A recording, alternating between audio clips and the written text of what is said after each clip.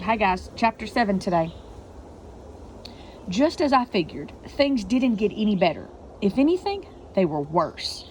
Because not only did we have all those rules about not talking and not touching, but every day we were supposed to be getting better at following them. And every day I'd be slower and slower coming back to myself after school was finished.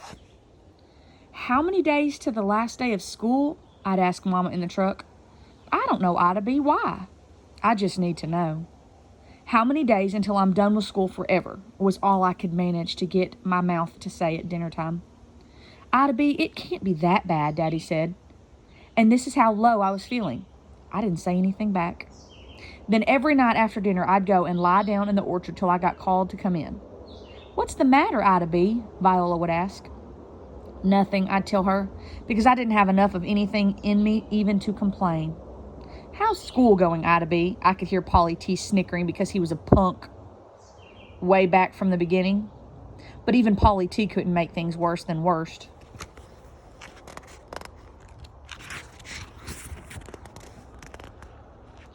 Well, I guess I got so droopy and forlorn looking, Mama decided she wanted to see exactly what was going on in Miss Myers' classroom. So the third week of school, she came with me and visited for a day. And even though it was the same lining up and not touching and not talking and waiting my turn as always, it was better with Mama there. School seemed to have the same effect on her as it did on me, though, because at the end of the day, we both walked with slow, stiff steps out to the truck and didn't say a word the whole ride home. When we got there, Mama said, "You can find something to do till dinner." And I said, okay, because I knew when something was brewing and it was best to stay pretty still. I sat down on the porch and I could see her go find Daddy in the field, and they stood out there talking for some time. Can y'all hear the wind? It's like super windy right now. Sorry, sidetracked. Okay. The next morning, we were all sitting down for breakfast, and I was about to dig in when Mama said, Ida B, Daddy and I need to talk to you about school. Just like that, my stomach closed up like a trap. I stared down at all those little raisins that used to seem so happy bobbing around like they were swimming. But now it looked like they were drowning in a sea of milk. Look at me, Ida B, she said. So I did. Starting on Monday, you're going to go to school here, at home, and Daddy and I are going to teach you. Now we're going to have to get some information so we do this right, but we figure we've taught you just about everything you needed to know up till now, and you've been doing fine. So we're going to give it a try.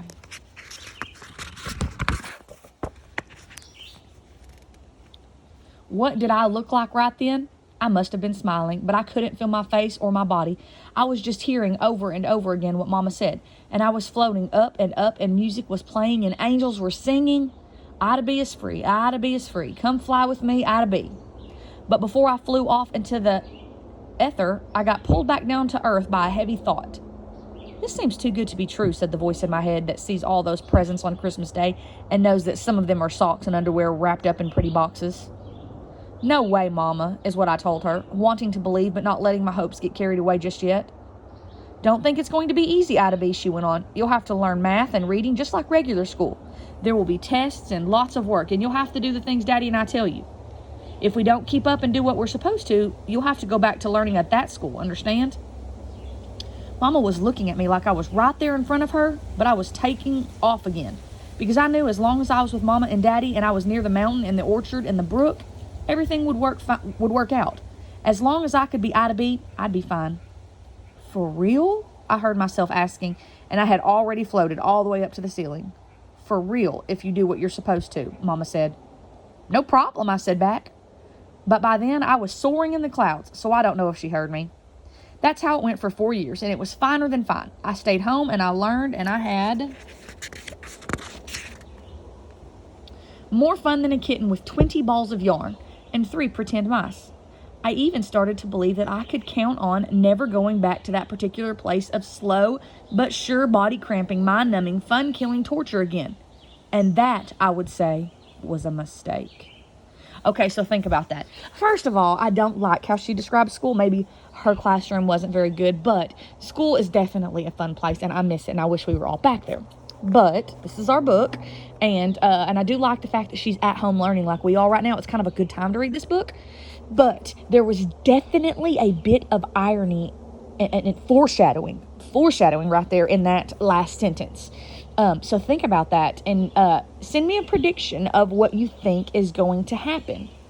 Email me, hang out me, whatever. Send me your prediction. I want to see what you think. Later, guys.